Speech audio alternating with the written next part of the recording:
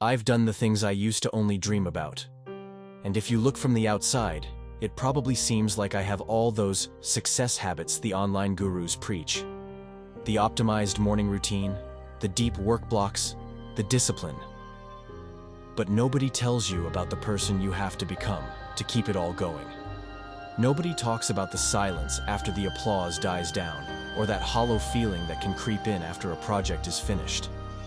Before we dive in, if you're interested in videos about growth and personal development, hit that subscribe button and turn on notifications. You won't want to miss what's coming next. We're all sold this story.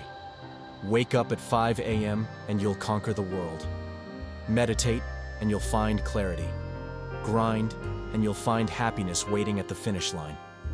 But what if that isn't the whole story?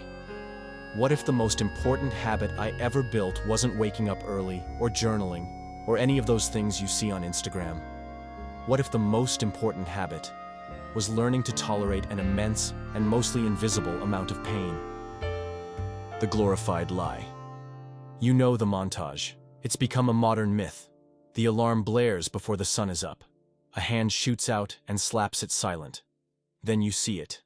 Journaling by a single lamp, a shockingly cold shower, a kale smoothie, a workout while the rest of the world is still asleep. This is the gospel of hustle culture. It's a visual promise that if you just follow the checklist, you'll get the success, the wealth, the fulfillment. And look, there's truth in it. Discipline is a powerful tool, but that story is dangerously incomplete. It frames these habits like they're simple transactions. You do X, you get Y. It shines a spotlight on the glamorous result, the fit body, the booming business, the full bank account, but it completely ignores the brutal internal wrestling match.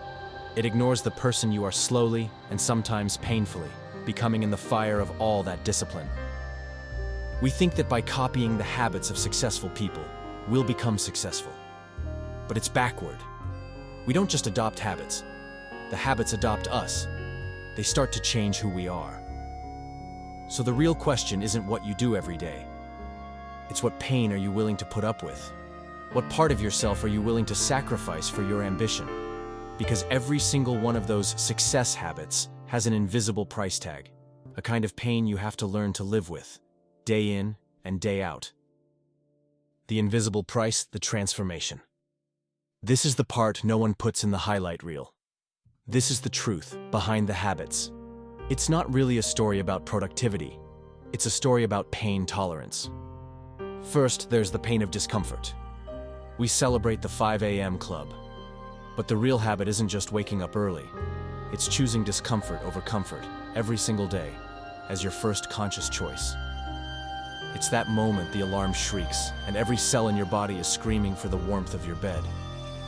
Forcing yourself out of it isn't a productivity hack. It's a daily, quiet act of fighting your own instincts. You're building a muscle that says, my feelings don't drive, my commitments do. And over time, you get really good at ignoring that whisper of ease. But the risk? You can get so good at ignoring your body's desire for comfort that you start ignoring its need for actual rest and gentleness. Then, there's the pain of boredom. We're told to do deep work, to kill all distractions. It sounds so noble, right? But what it really means is you have to learn to tolerate profound, soul-crushing boredom. The real work, the stuff that actually moves the needle, is rarely exciting.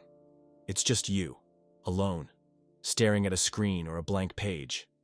It's the agony of wrestling with a problem with no one else around. The habit isn't focus. It's enduring the deafening silence of monotony.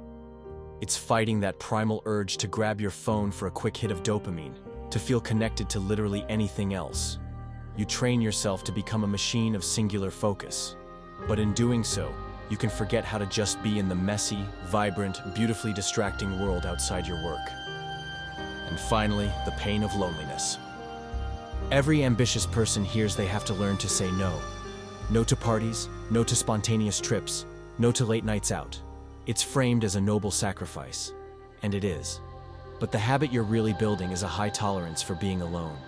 It's the quiet ache of watching your friends' lives move on through a glowing screen. It's the empty Friday night that isn't filled with triumphant work, but with the echo of what you're missing. Ambition can be a lonely road. You have to be willing to walk it by yourself, at least for a while. You become someone who can handle solitude, but if you're not careful, you become someone who doesn't know how to let people back in. The same isolation that helped you build your empire can become the fortress that keeps you from ever sharing it.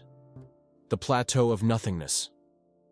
And maybe the most brutal pain of all comes when you do all of it.